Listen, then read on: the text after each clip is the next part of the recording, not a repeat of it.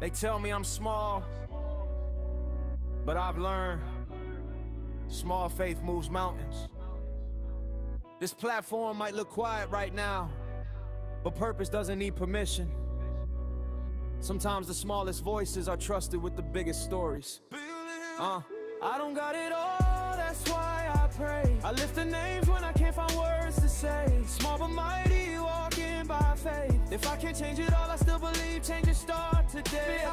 That's why I pray for the lost, the missing, led astray. This platform's small, but God's not contained, and we never know what love can do once it's shared. I'm not rich in numbers, not loud on the screen, but every case I cover got weight in between. Faces on flyers, names people forget. I speak them out loud so they never silenced yet. I don't chase clout, I chase truth. Every live stream feels like a prayer in the booth. For the mom still waiting, the dad still searching, for the families hurting while the world keeps turning. They say what can one voice really do? But I've seen hope rise when the community moves. So I show up steady, even when it's heavy, trusting God with the parts I can't carry. I don't got it all, that's why I pray. I lift the names when I can't find words to say. Small but mighty, walking by faith. If I can't change it all, I still believe change can start today. That's why I pray for the lost, the missing, led astray. This platform's small, but God's not contained, and we never know what love can do once it's shared. Every time I go live, I ask one thing: send prayers up higher than algorithms, because awareness is good, but faith goes further, and prayer reaches places we never could. I don't promise answers, I promise care, a space where compassion still lives right here. Victim-focused, truth-driven, heart-led, always standing in the gap on the hardest days. If you're watching this tired, scared or alone, I hope you feel seen through the screen in your home, cause God hears whispers, not just aloud, and he's working right now, even in the crowd. So we pray for the missing. Every single time we pray for the answers in God's perfect time. Small seeds planted, faith multiplied, miracles don't need a spotlight. I don't got it all, that's why I pray. Still believing God's moving even today. Small but mighty, called by name, and I trust what he's doing even when I can't see the way. Oh, that's why this is Mo and Cole. Oh, that's why. Say a prayer for the missing. Oh, that's why. Say a prayer for their families. And before you go, say your prayers, take your vitamins, and remember, even something small can do really big things.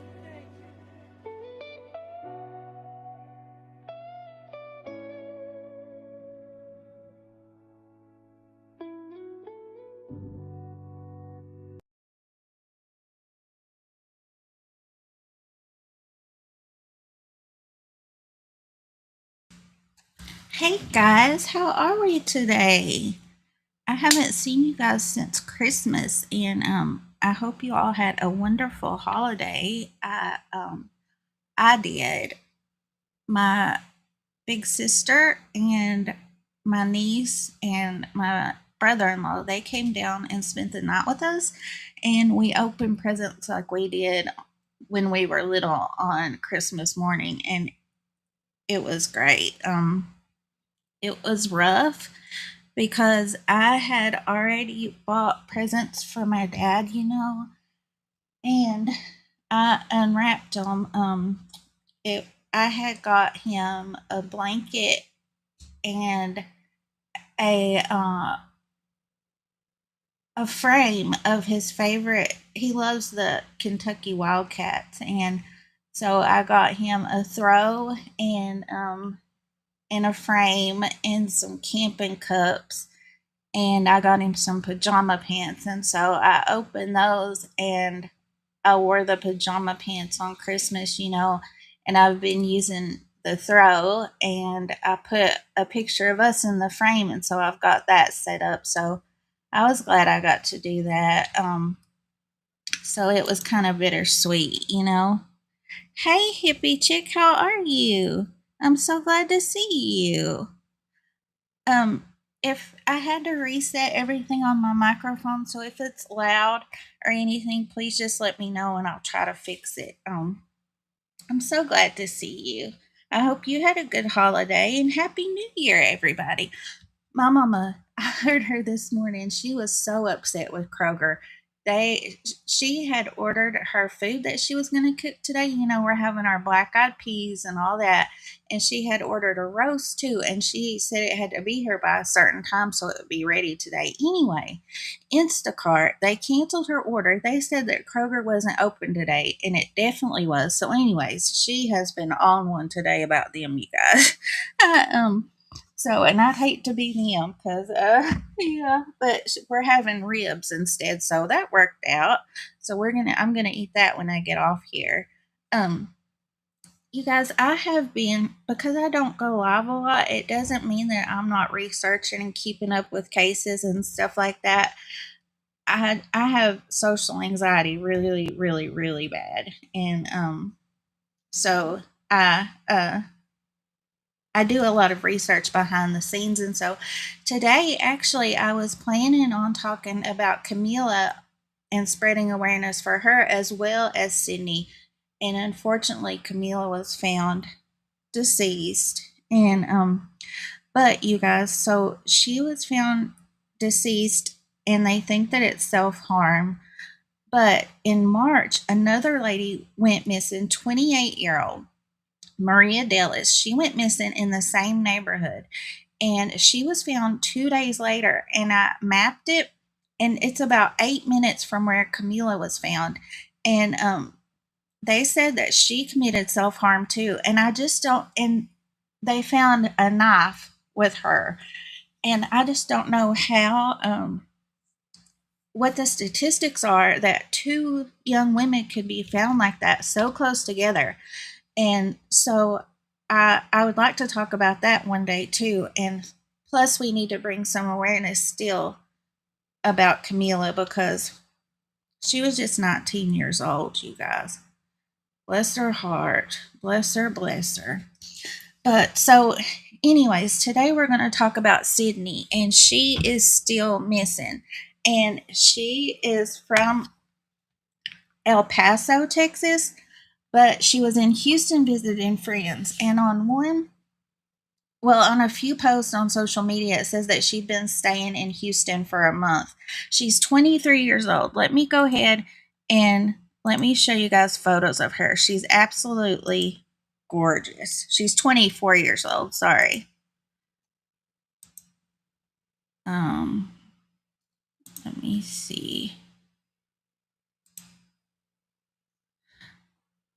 And this is her high school graduation, and she is the youngest of four daughters, and her dad is Raul and her mama is Luz. And I couldn't find all of her sisters on social media, but I found two of them, and they're all of these daughters are so smart, you guys.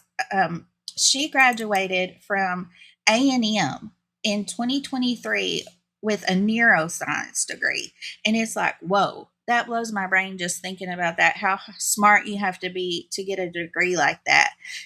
And she and this is her and her mama, absolutely gorgeous. And she is 5 feet 4 inches tall, 120 pounds, and she has a 4-leaf clover tattoo on her left wrist. And I forgot to post her missing flyer on my community page, you guys, before I started, but it is on my Facebook. Let me go ahead and drop my Facebook so you can see it there. And I will post it on my community tab after I get finished here. I remembered to do Facebook, but not that. And her mama posted something on so there is 4 girls, and then she has 3 nieces, and her family made sure to say that she has her nieces miss her terribly, and also her cat Charlie. Let me show you guys. I think I have a photo. See, there's a photo of her and her cat right here, Charlie, and he is staying with her mama right now, so he misses her terribly too. I thought I had a big picture, but I don't. Hey, Elizabeth, good to see you. Oh my goodness. That's been happening to me everywhere. It's ridiculous. Absolutely ridiculous. Is my microphone too loud, you guys, or is it okay? I've had to reset everything, so I'm not sure. Um, but also, let me see here. Her family said she had dreams of using her education to help others. Her sister Clarissa said she would advocate for everyone. She was just a really great to her friends and family, said she's passionate, kind, and determined. And her other sister, Kayla, said Sydney was very driven. She really remained focused on her studies, and even though she picked a really tough course load, she stuck with it. They say she's very kind, passionate, and determined. Um, and then her mama made a post on Instagram, and she said that that there is some misinformation out there about her. She didn't correct it. And I don't know what she's talking about because you guys know that I usually stick with news articles and directly from the family and things like that. So I don't know what's being said, and that's a good thing. And look, you guys, here she is with her mom and dad and her sisters. Okay, thank you, hippie chick. Thank you so much. Um, her mama said she says to remember, forget the misinformation and remember that she loves playing tennis, she's highly educated, she is exceptional at bookkeeping and she helps her mama with her business finances. She said she loves art and she deeply loves her family, especially her nieces. So that's what we're going to remember about her too. And I found this picture, and I think this is from a sorority, Lambda chapter. So she was the vice president doing all kinds of good things. But about a year and a half ago, she was diagnosed with late onset bipolar disorder, schizophrenia. Her dad said about 90% of the time she does phenomenal, but if she doesn't take her meds, she's a whole other person. And that, I believe, is what caused her disappearance. She hadn't been taking her meds. And so I personally don't know anybody with schizophrenia or bipolar disorder. But I reckon that if they don't take their medicine, it's awful. You know, you can tell a huge difference. And so she was in Houston. They say visiting friends, but on some posts they say that she had been living there up to a month. So I'm not sure the truth about that.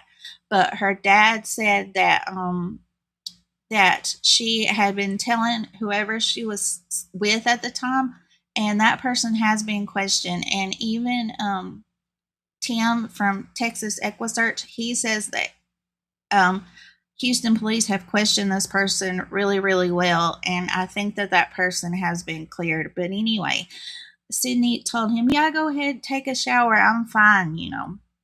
Well, she ends up taking this person's car, and it's about 3:30 p.m. in the day on December 11th. Well, about 11:30 p.m., she leaves the car, and from a video that we're going to watch today from the case manager at Texas EquuSearch, he said that the car was having mechanical difficulties.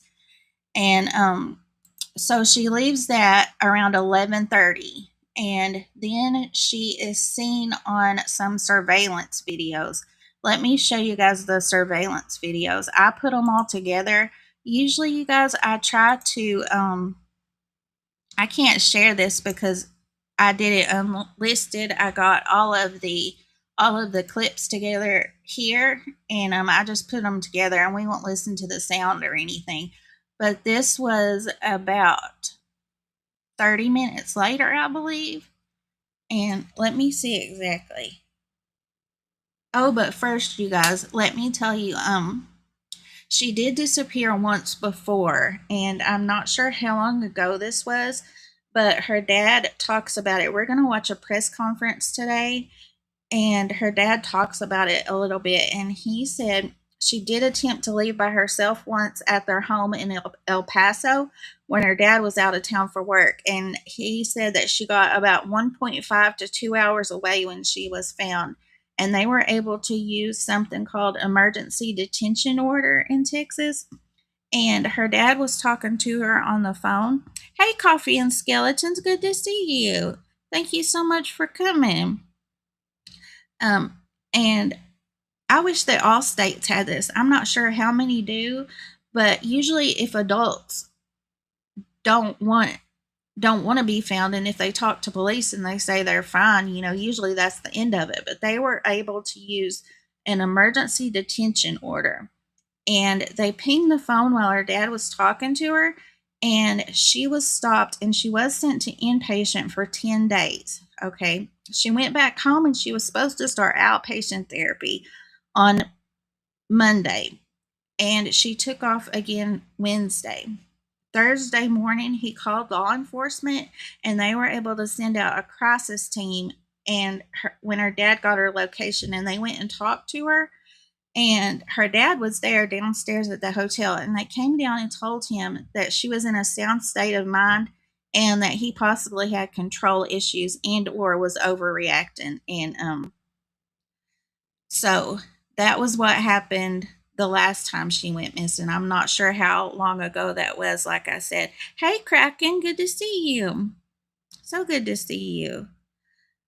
But I believe after that, he was able to get medical power of attorney for her. But he says now looking for her, the hospitals, because of HIPAA and things like that, they don't give him a lot of information. So he's having a little bit of trouble with that. But let me show you here. This was the surveillance that they've had.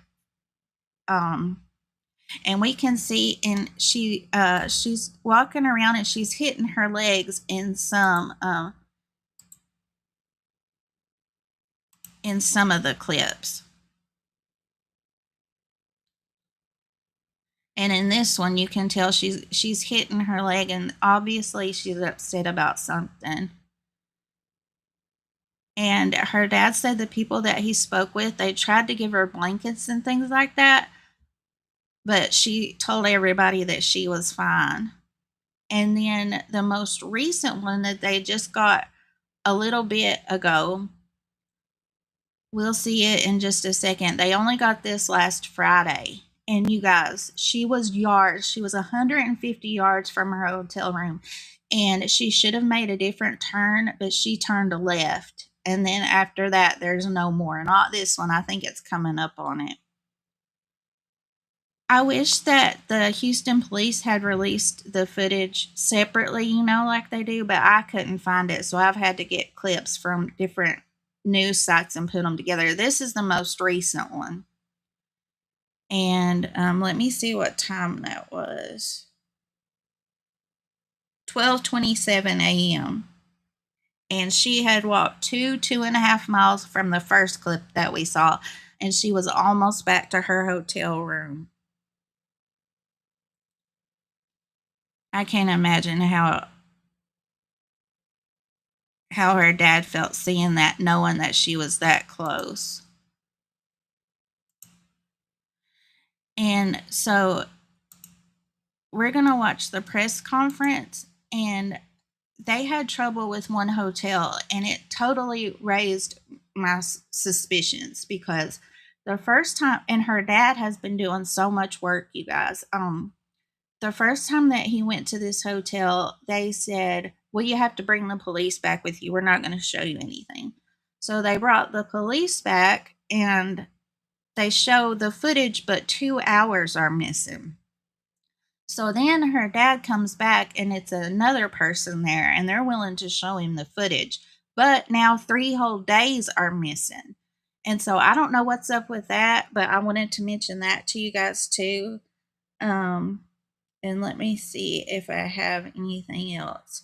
Oh, and remember, okay, on the 11th, she left the car at 11:30, and it was towed because it was out in the road. She left the keys in it, and it was running and everything. She left her phone back at the hotel room and all of her money and everything. I know, Coffee and Skeleton says, I'm sure that was hard for him to know that she was so close to the hotel. Yeah. Yeah. When I watch surveillance videos like that, I remember Riley Strange specifically. I was thinking, somebody stop and help him. And like I can turn back time and make them do what I want them to do in videos, And on this one, I was like, don't turn left, you're almost there.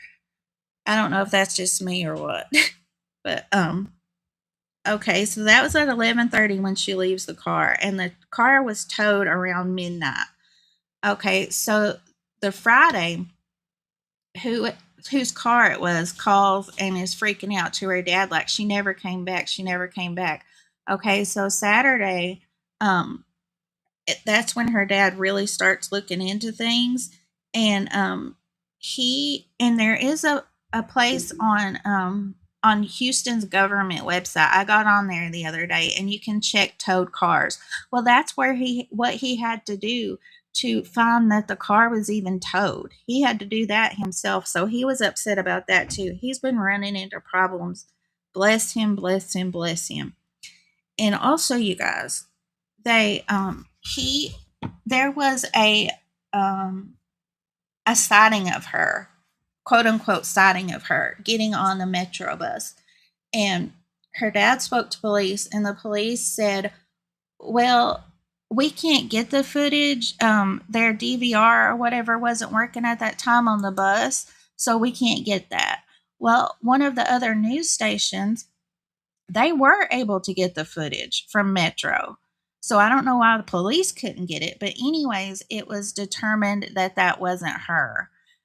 And and so her dad has been running into obstacles every which way in that. Um okay, let me see here. I think that it would be good if we watched this one first. Her dad tells a little bit more about her diagnosis.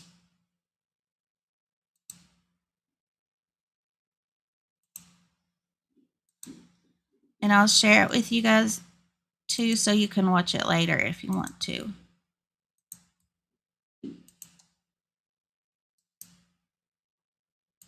Coffee and Skeleton says watching surveillance can be really difficult when you know the outcome. I've done that exact same thing. I did that with Skylar Niece when she stuck out and you see her sneaking out. Yep. Oh yeah, yeah. I'm glad you guys feel me.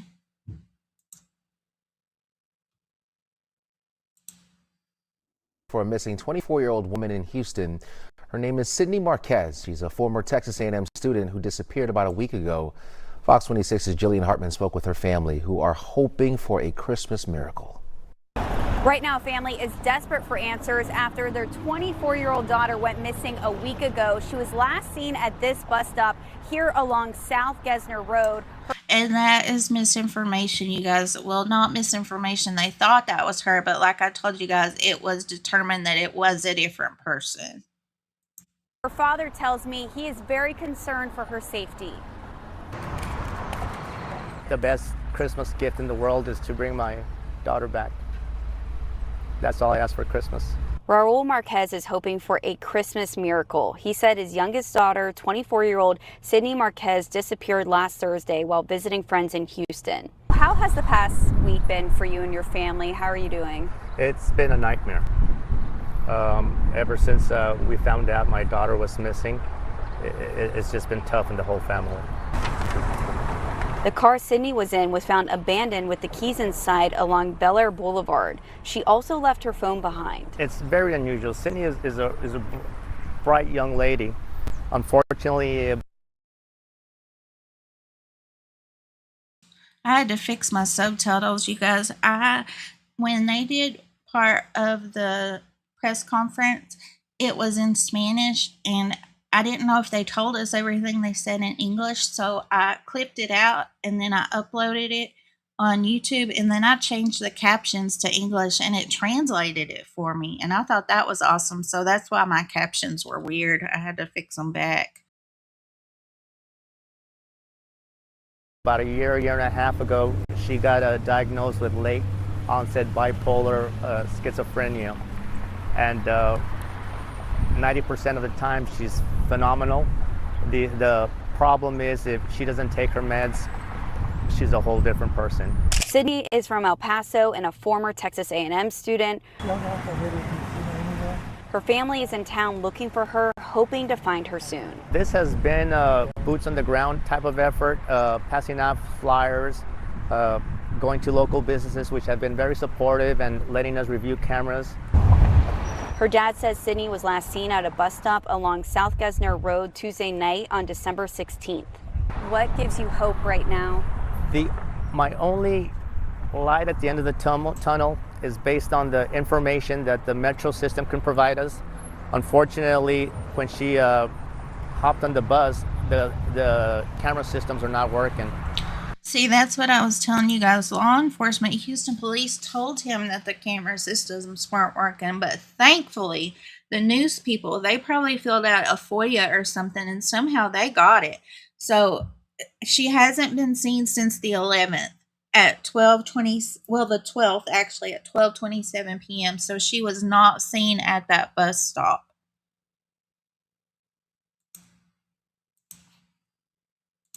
And we're hoping that we could interview the driver. Neat Noodle, I'm so glad to see you. Thank you for coming by. It's always good to see you. You missed my new intro at the beginning, Neat. Last time Neat helped me and with the idea and stuff, and we worked on my intro. And this time Carl Ferguson, he helped me with my intro. I don't know if you guys heard that song from Big and Rich, That's Why I Pray.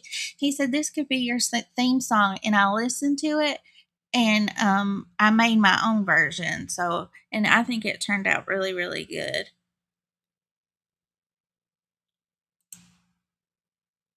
Drivers, or they could get other data, because that's really our lifeline. Now, I reached out to Metro about the cameras. I'm still waiting to hear back. Houston police tell me they are investigating. If you know anything about Sydney's whereabouts, you are encouraged to call their department or Crime Stoppers. I'm Jillian Hartman. So she might have been the one that got the footage. Well, bless her heart for that. Also, you guys, I want to tell you that the resource numbers, they're in my ticker going across the bottom, and they're also in my description. So if you think you have seen her, or if you know anything, please reach out to the Houston Police Department, and that is the missing persons unit that I have, the number to the missing persons unit, or you can just call Houston PD. Just straight call them that way.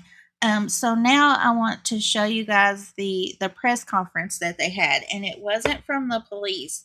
It was from this organization called FIEL, and it is Immigrant Families and Students in the Fight, is what it says. And you guys, at the end, they speak about a Google Dropbox where they're going to have pictures and more information, and the map that her dad shows here. They said they would have it in a Google Dropbox, and I checked their Facebook, their Instagram, and their website, and I couldn't find it. So I emailed them. 5 days ago, I emailed them, and I still haven't heard back from them. So I'm rather upset about that, because they should have that readily available, you know. Hey, Adrian, good to see you. Happy New Year. How are you? I'm so glad to see all you guys.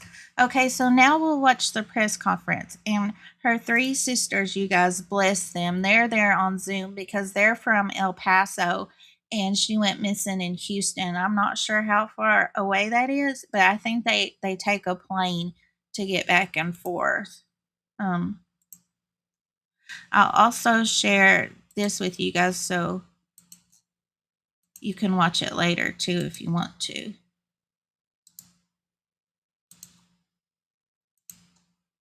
Okay, I think I have it queued up to the right spot. Well, there we go. All right, so my name is Cesar Espinosa, and I'm Executive Director of FIEL.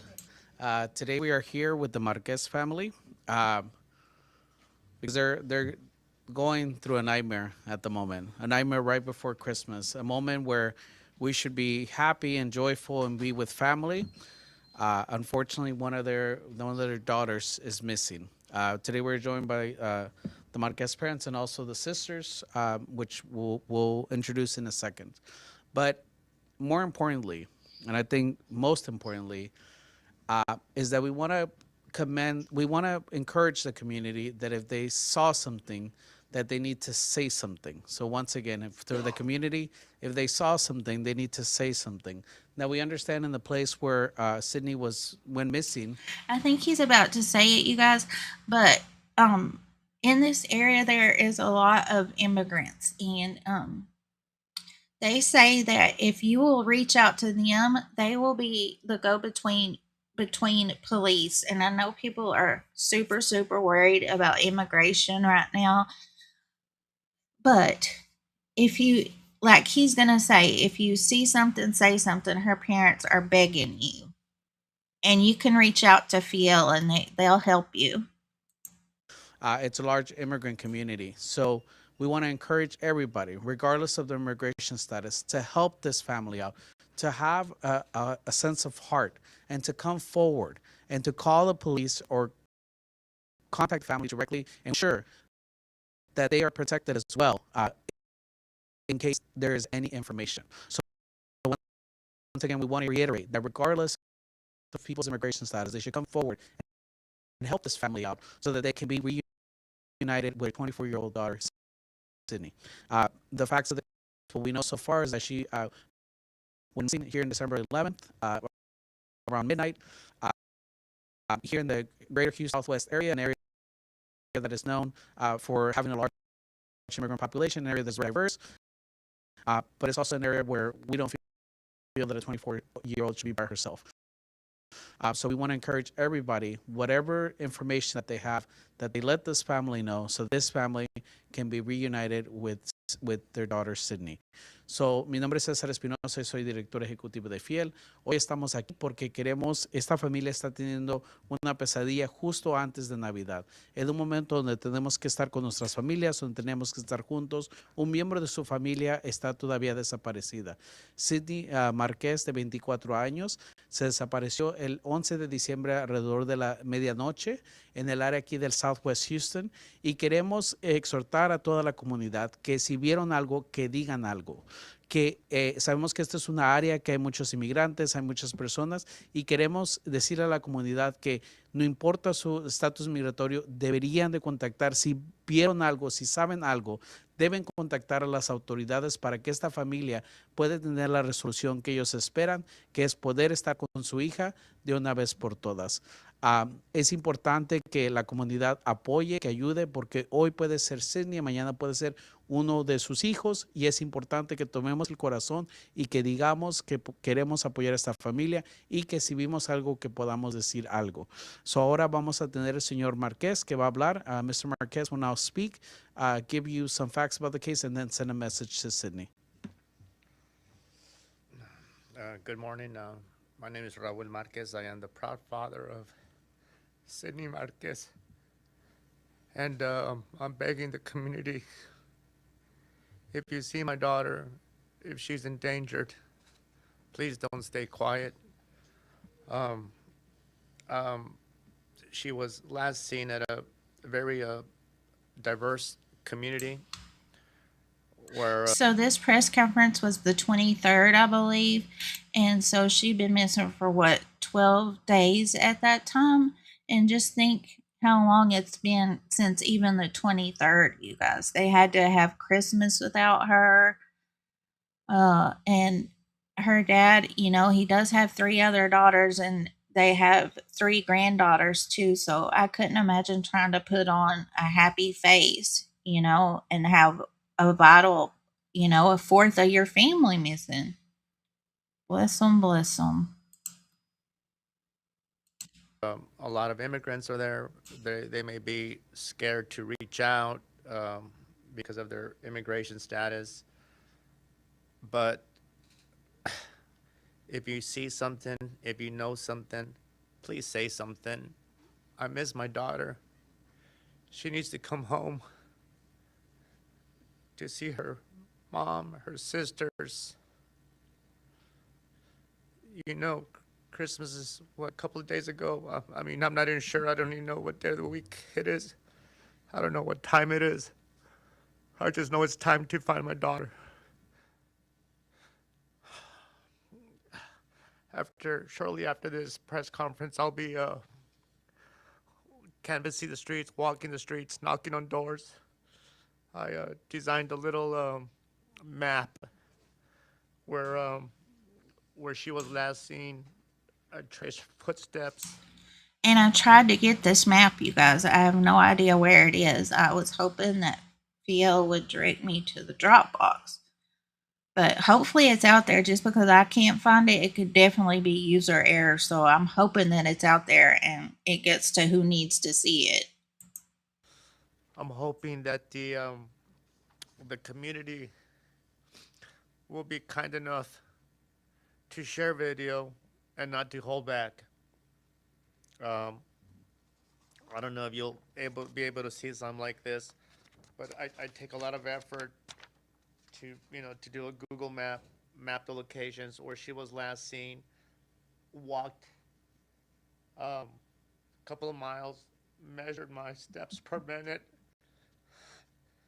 So the apartment owners, store owners, business owners would be kind enough to share that video. And I did this so it wouldn't be a burden where they have to go through hours of video. I've narrowed it down to 15-minute window where they could search for me. So I just hope I don't get the pullback, because I did get pullback from a local hotel that had video, had us. This is what I was telling you guys. This made me so angry at this hotel. And I don't know if they just don't want the police to see what's going on at their hotel, their other quote unquote business, or if it was something about Sydney. I don't know. But either way, it's wrong. Call the police to go over there. Police shows up. Then they requested a warrant. Went back the following day. They said, okay, we'll show you the video. Just have an officer over here. Officer goes, we need a warrant. My wife and I went there, 2 days ago. Requested video. Must have been a different personnel, because they were happily willing to share the video. However, the time of the reporting, when they had seen an incident, mysteriously, there was a 2-hour block out of video. So the video had been deleted. I go back the following day, talk to the owner of the hotel, and the story changed. So the story changed that there was never any video, that the last video shown was on December the 18th. So we went from missing 2 hours of footage to missing 3 days of footage on cameras across the board. So I'm hoping I don't get that backlash from the rest of my sources, or not sources, but leads. So reiterating, excuse me, if you see my daughter, if she's endangered, please say something. I pray you will. And forgive me on I'm not coming across clear. My mind's all over the place. It's tough. Being sleepless for weeks, not having much of an appetite, walking. It takes a toll. And this is a Christmas that nobody should be experiencing.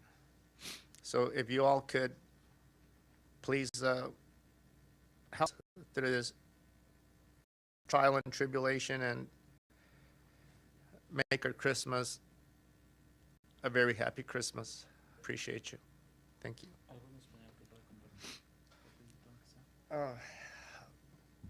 Buenos días, mi nombre es Raúl Márquez y les pido la ayuda. Si han visto a mi hija, últimamente se vio en la área de Ranchester y, si no me equivoco, la Bel Air, como a las 11. Yo sé que esa es una área con mucho inmigrante y les pido por favor si la vieron, que digan algo. No se detengan. Ustedes son papás y ustedes saben que el amor de un papá a su hija es increíble. Les suplico, por favor, si ven algo, digan algo. Gracias. Now we have Mrs. Marquez. She'll give a few words and she'll also make a plea to Sydney. You don't think you can? Okay. You don't want to? It's okay. Okay. We'll go ahead and continue then with the daughters. So they're in different parts of the country, which is why we're being joined through technical means by them. But they'll go ahead and say a few words for Sydney. And let me just adjust the audio.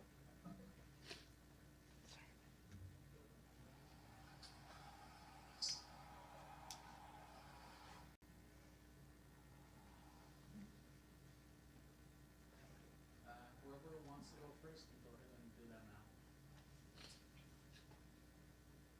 Sydney, if you're seeing this, you know you have your whole family who loves you. You have a beautiful life ahead of you. You're intelligent. You're smart. We want you back home. If anyone has Sydney, please let her go. If anyone's seen her, you could please just come forward. We just want our sister. We want our family complete. That is her sister Alyssa. And then there's Clarissa and Kayla too. And she is the youngest. And I have a big sister too. She's 8 years older than me.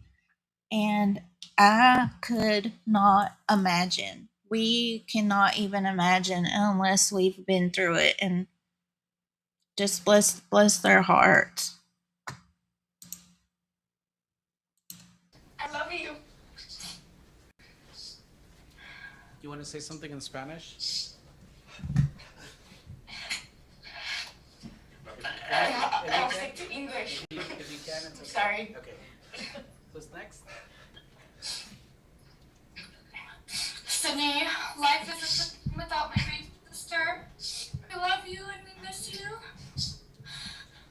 And we want to hear from you soon.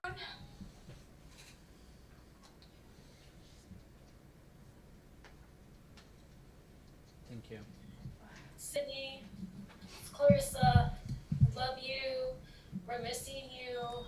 The girls are missing you. Charlie's missing you. Please come back home. If anyone's seen her, please step up and share. We need our sister back. Thank you. And Charlie is Sydney's cat. So in conversations we've been having, we understand that Charlie misses Sydney a lot. Charlie es el gato de Sydney. Y en conversaciones que hemos tenido sabemos que Charlie también extraña a Sydney y todos queremos que regresen. So once again, we are going to be. Hey guys, they have a group on Instagram for her, and I just dropped the link in the chat if you guys want to check it out there. They do have a short video there where you can see her a little bit. And I think that's for her mom's business. I'm not sure. But if you guys want to check it out, there it is.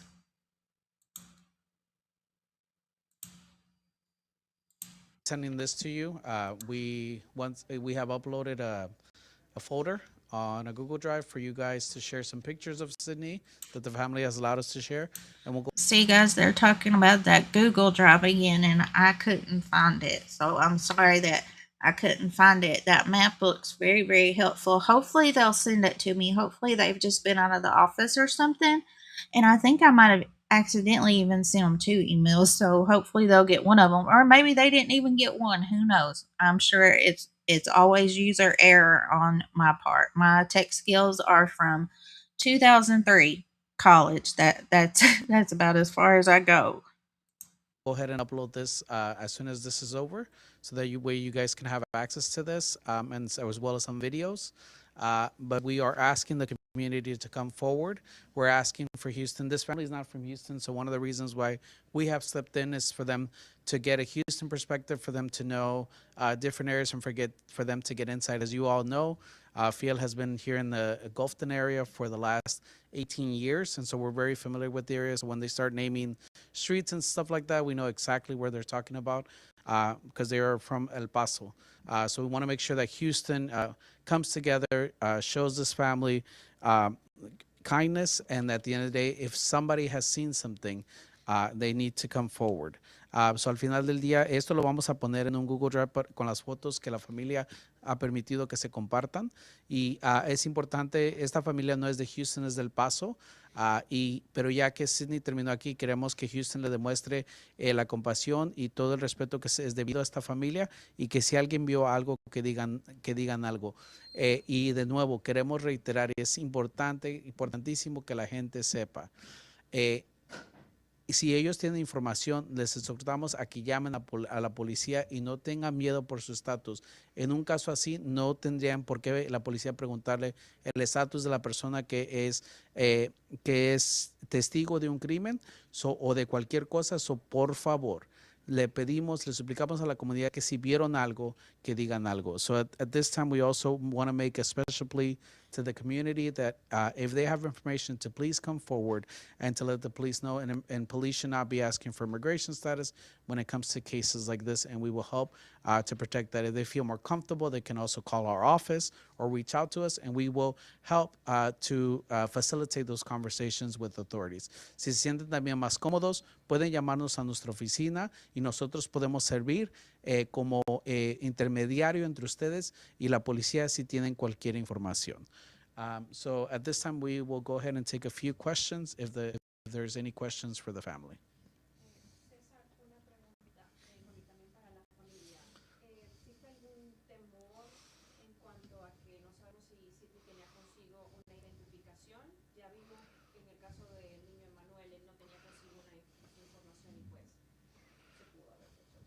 Sí, le hemos platicado, actually, esa es una de las preguntas que tuvimos y todavía estamos buscándola en diferentes sistemas, pero supuestamente ella trae su pasaporte con ella. En la última búsqueda que hicimos ayer, como alrededor de la medianoche, no aparecía en ningún otro sistema de inmigración o de la cárcel o cualquier cosa así.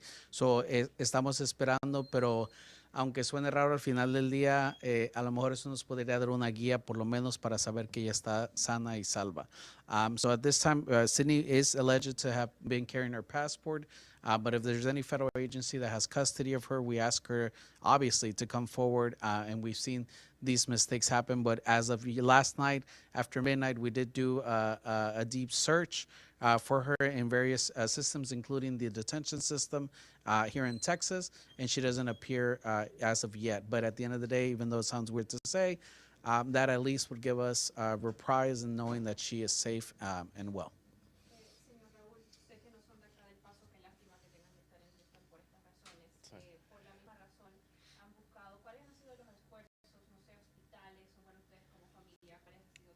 Pues gracias a Dios estoy bendecido porque vino mucha familia y amigos del Paso, de San Antonio, de Dallas, y aquí estuvieron por la última semana pasando folletos a todos los shelters, a los hospitales, a negocios en la área, pero lo que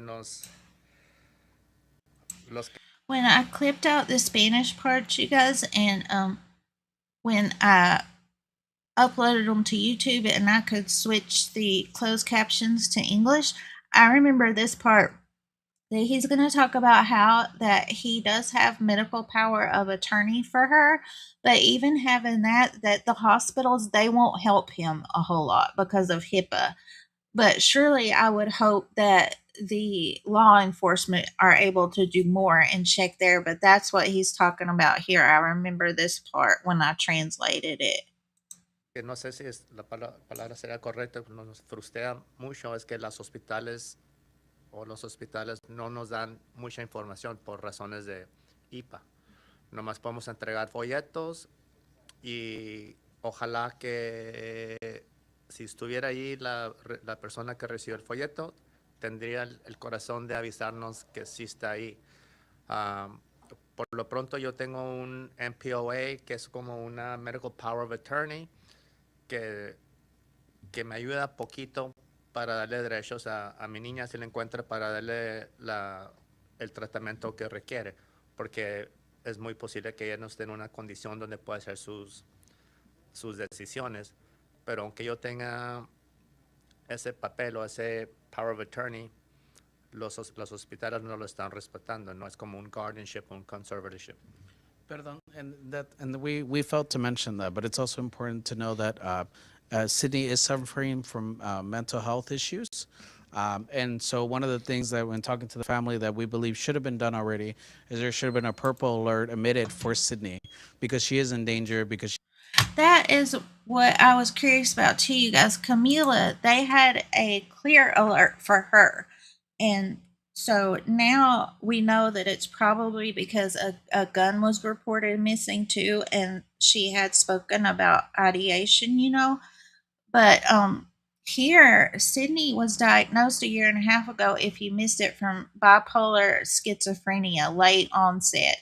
And she has had an instance before where she ran away, and her dad was able to find her through her phone. So I was just thinking about that, you guys. Maybe that's why she intentionally left her phone at the hotel, because last time her dad, they were able to track it and while he was speaking to her, and that's how they found her at the hotel about 2 hours away from her home in El Paso when she left last time. So that's possibly why she left her phone at the hotel. I didn't think about that. she's not able to make 100% of the decisions herself. And we also want to make sure that people know this, that if they see her, they should be very cautious in approaching her, not because she's a danger or anything like that, just we don't want to scare her away. We want to make sure that she gets the help that she's needed, and at the end of the day, that she comes back to her very loving family. Una de las cosas que también hemos dicho que es importante recalcar es que Cindy está teniendo problemas de salud mental en este momento. Sabemos que, y eso es importante por dos cosas. Número uno es porque la familia cree que debe de haber ya habido una alerta, usualmente es una alerta purple, para una persona que está perdida pero tiene riesgo de estar en peligro. Número uno, y número dos, también que la comunidad, por eso es tan importante que si la ven, que tenga mucho cuidado al hablar con ella. No. Neat says, wonder why they called it late onset, because it really isn't. That is a great question, and I didn't think about that, Neat, because it is like um middle 20s is when you see it, right? Like middle to late 20s, and she's 24, and they did it about a year and a half ago. And that's exactly what her dad said, because I have it in my notes that way. So I don't think I would have written it or typed it that way unless that's the way he said it. That's a great question.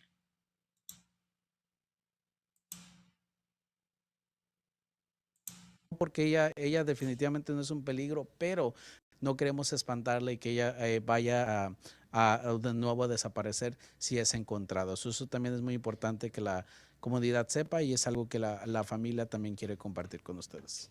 Y por último, en cuanto a mis preguntas, Sidney llegó acá de qué manera, por avión, por auto, sé que tuvo algo que ver con su auto, si nos puede verificar. Salió del paso en avión, supuestamente, de la información que tenemos a Austin, y de Austin agarró un Greyhound aquí a Houston. El carro que ella tenía, que se quedó abandonado en la calle Bel Air, era prestado, pero lo raro es que lo dejó abandonado, prendido, con las llaves ahí.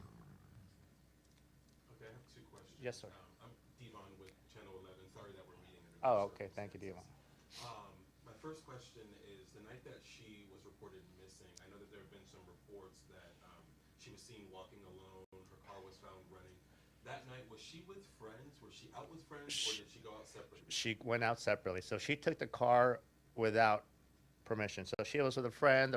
She told a friend, "Why don't you take a shower?" Tricked him. She probably had a manic episode. Took the keys, and drove off for 8 hours till the car was found. So she left the location about 3:30 p.m. and the car was discovered at 11. The car was abandoned at 11:30. Tow truck showed up at midnight, and that's how we were able to veer. What frustrates me about this whole situation is I had reported the plates to law enforcement on Saturday, and the tow truck had been picked up Thursday night. So there should have been some sort of report stating that, or maybe there is, maybe there isn't, that would document that the car had been towed. If we were given that information, we could have focused on that area. As far as we knew, she got in the car, she went to Dallas, she went to San Antonio. We had no idea she was still in a 3-mile radius. That is really weird, you guys, because at an apartment complex that I lived at before, I had two little hang tags that I put one in my car, and then if I had any friends or family over, they would put the other one in their car. And you guys, my big sister, she left her car there and went out of town with her husband. And well, she forgot to put the tag up, and needless to say, it was towed. But we called the police and just to make sure that it hadn't been stolen and everything. And this is when I lived in a bigger city, you guys, a bigger college city, not my holler. But they told us that it was towed right away. So that is weird that the police didn't tell him that it was towed right away. He was about to tell you that he had to find that for himself. And when I went on Houston's government website, there is a link there that you can press to check for towed cars, and he shouldn't have had to do that for himself. It should have pulled up automatically. He had the plate number and everything, so that was weird too. So our efforts didn't take full swing till Sunday through our own research, because we went online and found that the car was towed, not through any support from the law enforcement. And I don't know, maybe there isn't some sort of a system where where law enforcement could type in a plate and know that the car is stolen, or if a car is towed, it's upon the car owner's responsibility to call each individual ownership. But the fact that the car was left in a public street, I think that was viable information that should have been shared right away. And when the car was found, all of her belongings were still in the car? Everything was still there, which makes it more odd because she's a fanatic of her makeup. She had not only did she leave her makeup at the at the location, she also had a little spare makeup bag that stayed in the vehicle as well, with $20 in there. And her phone. And the phone, yes. And then excuse me, my second question is, I know that you guys have been working hand in hand with Texas EquuSearch. Correct. Have you guys received any sort of leads or calls or tips that maybe she's here or there, or they've seen her? Any sort of calls have come in to assist in the search effort? So EquuSearch is doing a phenomenal job. They were part of our team, so combined effort amongst EquuSearch's folks and our folks, we've probably had about 30 people canvassing or knocking on doors throughout the area. We do get lots of leads. They're great at obtaining footage locations. Unfortunately, we had received a tip that she was forced on a bus on 46. I don't know if y'all recall that, but it got I don't want to say debunked, but discredited, because we were able to get some footage from Burger King where I got a timestamp, and Metro was kind enough to provide the footage, and it wasn't her. I had asked for that information from the HPD detective, and he had. That's why in that video that we saw, you guys, where I was telling you guys that information was incorrect, because at the time they were going off the assumption that it was her that got on the bus, because remember Houston police said that that they couldn't get the footage. But I think that news lady that we saw last time, that's probably the lady that was able to get it, and thank goodness, because they were able to debunk it and they found out it was not Sydney, mistaken identity. told me that Metro had no no footage, that their DVR system was down. That turned out to be untrue through I think it was the efforts of it might have been Jillian from 11 or Joy from 2 that called Metro, and they said that they would be providing footage to HPD. Once we knew that information was uncredible, or it didn't pan out, we brought back our efforts down south, which means I wasted 2 or 3 days of going north of Harwin past Gessner towards Westheimer, Memorial and so forth, and I had no business up there. There's just a lot of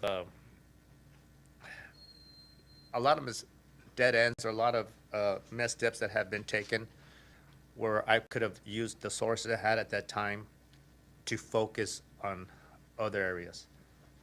Dos preguntas. Mándeme. Dijo que tiene voluntarios con EquuSearch haciendo búsqueda. ¿Hay un lugar donde gente que quiera apoyarlos a seguir buscando pueden ir y firmarse para ayudarles?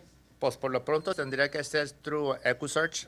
Nosotros no tenemos nada formal aquí en Houston. Nosotros no tenemos, por decir, los resources o ahora aquí como aquí, si pueden dar su información, que vengan para acá para hacer una campaña. Claro, estamos dispuestos a recibir todo el apoyo posible. La segunda pregunta es que en un video que sale se le mira caminando normal.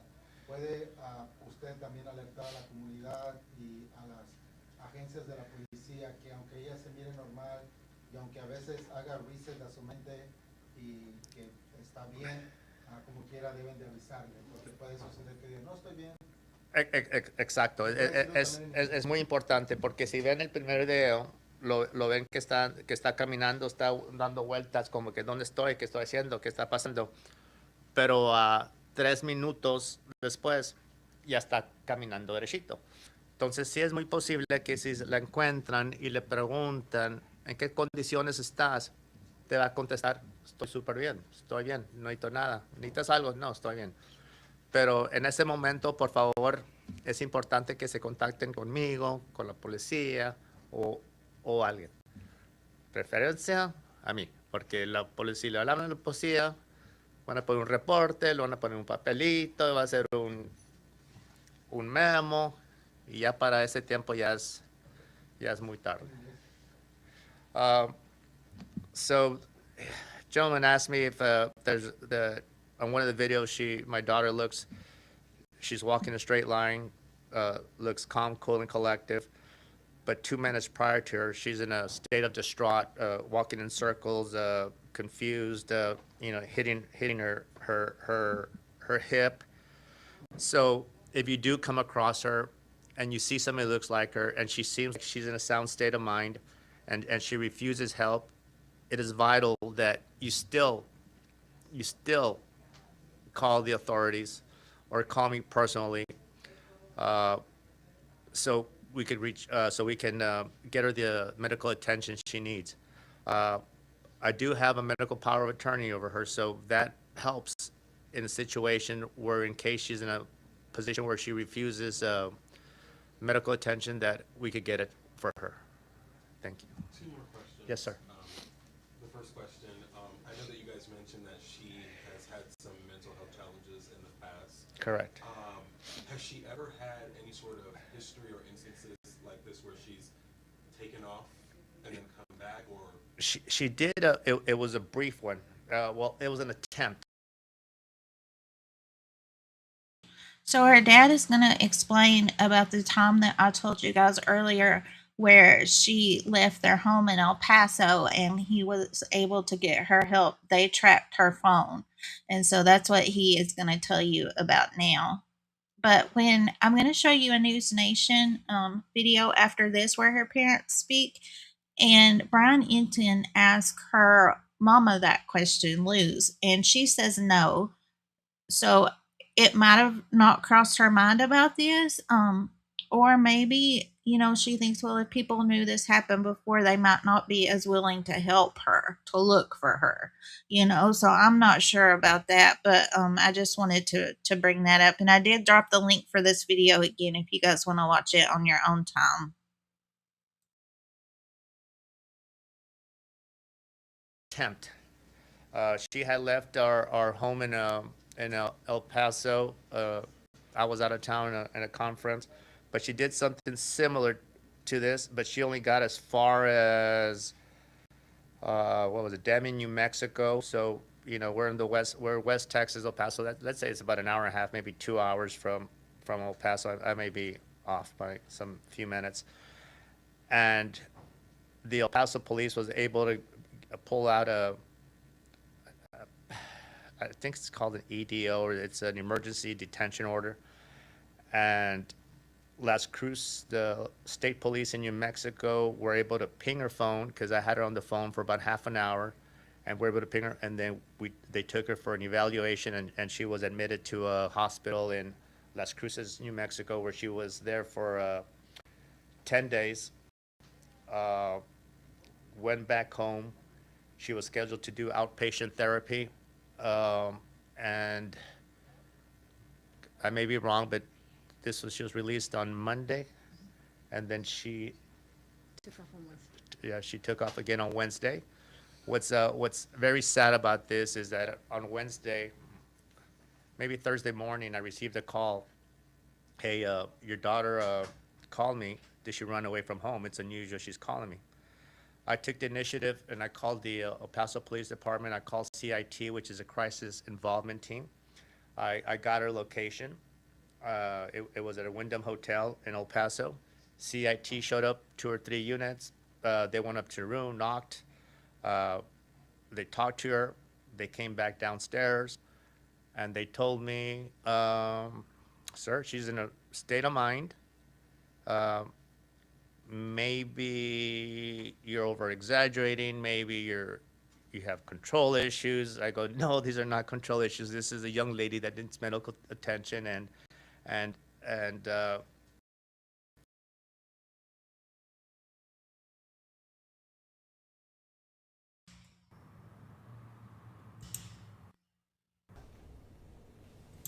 I don't know what that was, you guys, but it happened the first time I watched it too. I don't know.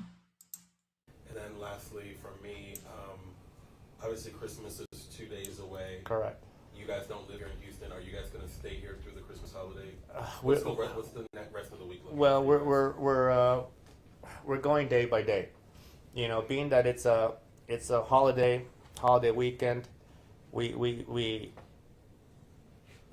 have other family members. We have daughters. We have so we're at the very most, or at the very least, we have to go and share some hugs. Share some hugs. Bless them. See a familiar face. And pray. And give thanks to what we have, because we are grateful for what we do have, Aww. I have a beautiful family, 3 beautiful granddaughters, one celebrating her birthday on the 27th. And she's from Dallas, and she made it convenient for us to go to El Paso to celebrate. It takes a lot of effort to do that, and I'm torn. Because leaving Houston is like leaving my daughter. I don't want to give up, and that's why I need the support from the community. So while the family goes, once again, we make the final plea to the community that if they saw something, that they say something.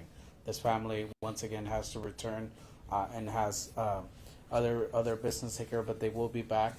And we want to make sure that in their short absence, that we step in, and as community, we provide whatever information we can for this family. Entonces, la familia obviamente tiene que regresar, pero por eso. I think that's about all of that one, you guys. But I do have the parents interview on News Nation. But I wanted to show you guys this right quick. It is one of her sisters on Instagram, and she's talking about how the police aren't helping them and stuff. But it does seem like from the News Nation interview that they are doing better now. But I think it's good to watch this from her sister.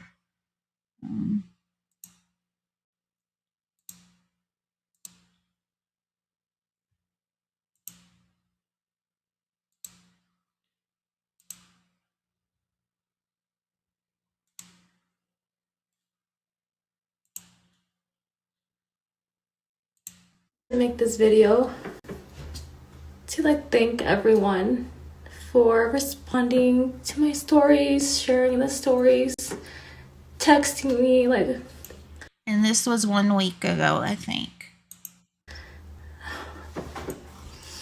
I'm sorry if I haven't responded back. It's just been, I'm trying to look for message requests to see if someone that I don't recognize has something to say. But if you texted me, messaged me, DM me, any of that, just know that I'm so, so, so grateful for you guys. And I'm so thankful, and it really showed me how amazing the community is. I cannot even go on Google without breaking down because it's just everything's about Sydney. I don't know. This whole thing is wild. I'm back in El Paso now, but I was in Houston, and it's crazy. I haven't even seen the detective at all. We're basically our own detectives. Social media has been crazy amazing. So we're basically, everyone that has been involved is thanks to you guys. So I really need more support in that direction, because most of the businesses that have these surveillance cameras need a police officer. And where are they? Come on, help us. So just please keep sharing this story, keep tagging people, keep tagging any news station that you guys can think of. It doesn't matter where, Houston, El Paso, anywhere, just anything that you guys can do. I just have questions why haven't the cops interviewed people that she was last seen? Have they gone to check their alibi? Have they interviewed local businesses around the area? Where is that happening? What's going on with that? That's to me 101 of a missing persons case, right? We have to do that. It just doesn't make sense. Sydney was last seen Thursday, December 11th at 11:30 p.m. on Manchester and Bel Air in Houston. On the News Nation interview, you guys, it was the only place I was able to find the new footage, and it was at so she's speaking about the first one that they got, but last Friday they got some new footage, and it was at 12:27 a.m. and she had walked about 2.5 miles from this last sighting that she is talking about, and she was only about 150 yards from her hotel room, I think they said. So that's even Houston. She had left everything behind, her makeup, which she loves so much, her iPhone, her iPad, her clothes. She had nothing with her. This is not normal. I just wanted to make this video. So I think it was important to see that from her big sister. And now I want to show you guys the interview from, I can't remember. Let me see if I got down what day it was. No, but I'll tell you guys in just a second. And it's about a 5-minute interview, and then I'll let you guys go. Let me see when it was. 2 days ago. It was 2 days ago.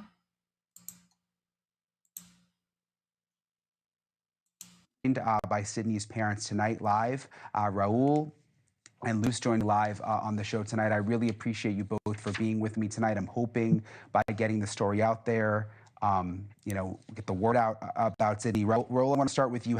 Have you gotten any new updates from police? Because from what we've been told, that piece of surveillance video was really the last time she was seen. Well, we ran into some footage on Friday. So we got her about a mile and a half from that's it right there exactly. So that's the last time we saw her, it's about 12:27 a.m. She's literally 150 yards from her hotel. So she was trying to get to her hotel, but for some reason or another, she kept going westbound on Harwin, and that's the last footage we have. Right now, we're crossing our fingers that Starbucks is kind enough to share the footage when she crosses the flyway, so we could continue continue connecting the dots from there. Do you have any idea, Raul, where she may have been going? She should have turned left and gone to her hotel room. We're clueless. Do you feel like police are taking this seriously? Because we've covered so many missing persons cases, and sometimes it's like, oh. Yeah, so 2 days ago, and he is going to say that they're finally helping more, but she's been missing since December 11th, the early morning hours of December the 12th, you guys. The person will turn up, don't worry about it. Are they, do you feel like they're putting enough resources at this? Well, in the beginning, they state, you're 1 out of 10,000 cases. Houston's a city of 6 million people. We're doing the best that we can, and these cases take time. To my surprise, I've been casing several hotels, several businesses, and I have run into our detective. So he is boots on the ground, and he is supportive on Sydney's case. Okay, that's good to hear. Luz, I just want to ask you, had she ever disappeared before? Was there anything going on in her life that she would maybe just be wanting to get away? This is what I was telling you guys about. Remember the dad in the Raul in the presser that we just watched? He tells about the time that she went missing from their home in El Paso. But when Luz is asked here about any instances before, she says no. So, like I said, maybe, she's put on the spot. Maybe that didn't cross her brain, or like I said, very possibly she doesn't want to mention that because if people know that she has left before, they might not be as willing to help. I hope that's not the case, but.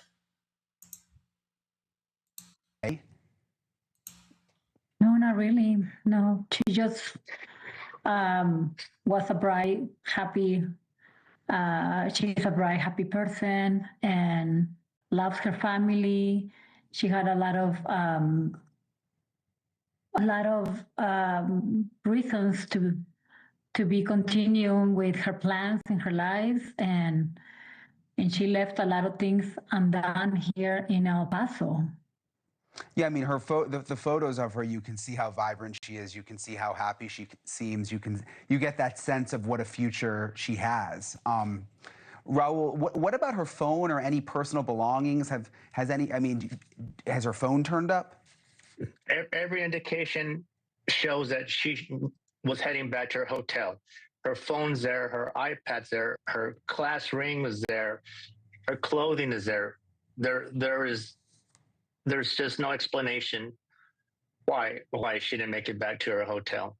She right there, she just needed to turn left. And Raul, she was in Houston. Was she there visiting friends? That's correct. What have those friends said? That's correct. And where were they? Waiting for her.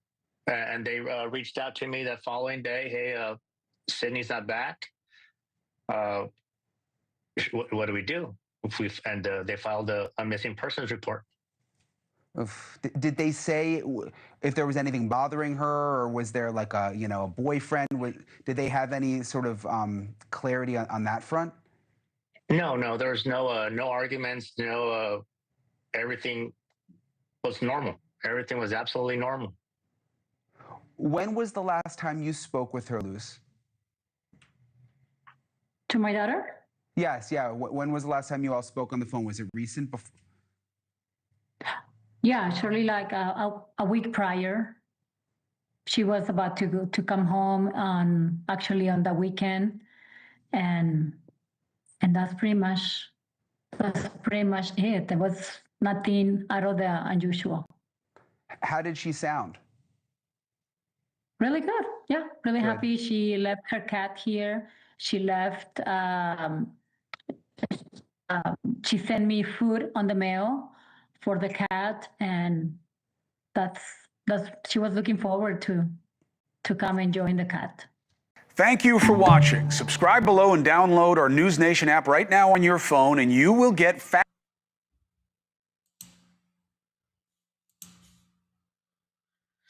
So I think that's all that I have to share with you guys about her. I do just want to share her photo again. She is 24 years old, red, brown, orange hair. It says 5 feet 4 inches tall, 120 pounds. She has a tattoo on her left wrist, I believe it says. I can't see that here, but yeah, a 4-leaf clover tattoo on left wrist, and she was last seen wearing a gray hoodie, beige shirt, gray pants, and white tennis shoes on December 11th, into the morning hours of December the 12th. That last one that we saw was about 12:30 a.m. on the 12th, and here is a few more photos of her. And this is her with her 4 sisters and her mama Luz and her dad Raul. Absolutely stunning. Now we get to the part where I tell you guys about a good ending before I leave, you guys. And there was a 46-year-old woman who was reported missing Saturday, 11/29/25. And this is in a place called Clinton, South Carolina. And I do know her name and things like that, but they're not releasing that when she was found. But she was found on Monday, 12/1/25. And when they found her, her internal temperature was only 88 degrees. So she was on the cusp of death, you guys. And let me show you guys the area where they found her. It was a building that had collapsed in the woods there. And it's 1,000 wonders that she was found at all, and just in the nick of time. I don't know if that building had already collapsed, but I don't think so. And so I want to show you guys a video about that before we leave.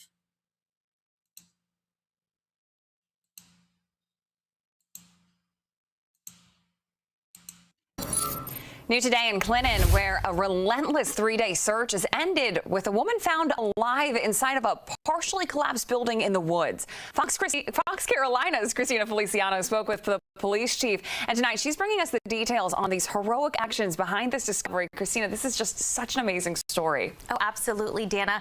Police say this rescue came down to pure persistence. After searching all weekend long, it was one more pass through a dangerous abandoned structure that led the officers to the woman just in time. 7A to 7P was my shift. I was the day shift. But this work continued beyond a standard shift. Clinton police say officers worked through the weekend, searching late into the night after the woman was reported missing Saturday. I think we ended up being there till around 10, maybe 11. I really wasn't looking at the clock when we actually did go home that night. They checked wooded areas, vacant homes, and tough terrain. The Lawrence County Sheriff's Office and its Bloodhound team also joined the effort, helping clear large sections of land. On Monday morning, a new shift of officers went back to recheck a partially collapsed structure. There was a small little window on the left side of the building. He said recheck a partially collapsed structure. So it sounds like they had checked it there before. Thank God that they went back, you guys. Thank God.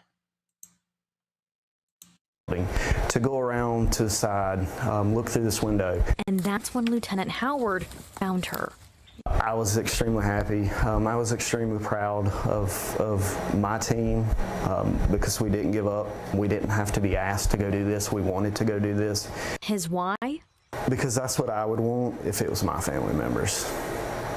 To make somebody happy, you know, right before Christmas. Some people do their jobs for the wrong reasons. And it sounds like this fella is doing his job for the right reason and thinking, well, what if it was my family, you know? And I don't do anything like that. You know, I'm here in my house, in my room, talking on my computer, you know, but that's the way I try to approach, you know, what I do too, spreading awareness is, you know, if it was my family, we can't put ourselves in their shoes, absolutely, but we can think, you know, we can try our best. To know that, you know, their family member is back home, then that makes me happy. That's what everybody should want. Police say she was alive, but suffering from severe hypothermia with an internal temperature of only 88 degrees. If it would have went on, we would have not had a search and we'd have been in a recovery. And she would have, when they found her, she was in very bad condition. Luckily, we got her to medical care and she's got the treatment that she's needed. Clinton Fire and EMS helped get her out safely, and she was flown to Greenville for emergency care. A discovery that reinforced a mission. Law enforcement, we don't often get the time to reflect the whole serve and protect side of it. A lot of times we're seen as the mean traffic cops enforcing traffic violations. This is one of those aspects where we actually get to do try to save somebody, try to help somebody, try to make something better versus just issuing tickets and fines. Chief Addison went on to say how proud he is of his team, giving them their flowers, but every officer I spoke with was reluctant to be on this side of the camera. They remain humble, saying they don't do this work for praise, but to serve and protect the people who live here. In the studio, Christina Feliciano, Fox Carolina News. I couldn't find any updates about her, you guys. They found her on December the 1st, like I said, but we can pray. We can absolutely pray that she made a full recovery. I want to thank you guys again for coming to hang out with me today, and please keep praying for Sydney and her family. You guys, they're a lovely family, and I just can't imagine. So but don't forget to say your prayers and take your vitamins. And I'll see you guys next time. I'm going to play the intro on the way out. And I love you all, and I'll see you next time. Bye-bye.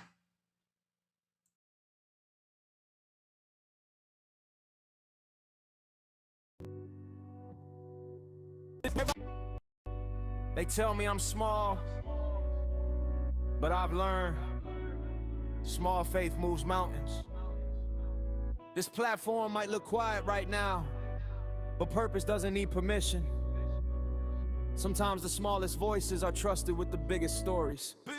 I don't got it all, that's why I pray. I lift the names when I can't find words to say. Small but mighty, walking by faith. If I can't change it all, I still believe change it start today. That's why I pray for the lost, the missing, led astray. This platform's small, but God's not contained, and we never know what love can do once it's shared. I'm not rich in numbers, not loud on the screen, but every case I cover got weight in between. Faces on flyers, names people forget. I speak them out loud so they never silenced yet. I don't chase clout, I chase truth. Every live stream feels like a prayer in the booth. For the mom still waiting, the dad still searching, for the families hurting while the world keeps turning. They say, what can one voice really do? But I've seen hope rise when the community moves. So I show up steady, even when it's heavy, trusting God with the parts I can't carry. I don't got it all, that's why I pray. I lift the names when I can't find words to say. Small but mighty, walking by faith. If I can't change it all, I still believe change can start today. That's why I pray for the lost, the missing, led astray. This platform's small, but God's not contained, and we never know what love can do once it's shared. Every time I go live, I ask one thing: send prayers up higher than algorithms, because awareness is good, but faith goes further, and prayer reaches places we never could. I don't promise answers, I promise care, a space where compassion still lives right here. Victim-focused, truth-driven, heart-led, always standing in the gap on the hardest days. If you're watching this tired, scared or alone, I hope you feel seen through the screen in your home, because God hears whispers, not just aloud, and He's working right now, even in the crowd. So we pray for the missing, Every single time we pray for the answers in God's perfect time. Small seeds planted, faith multiplied, miracles don't need a spotlight. I don't got it all, that's why I pray. Still believe in God's moving even today. Small but mighty, called by name. And I trust what he's doing even when I can't see the way. Oh, that's why this is Mo and Cole. Oh, that's why. Say a prayer for the missing. Oh, that's why. Say a prayer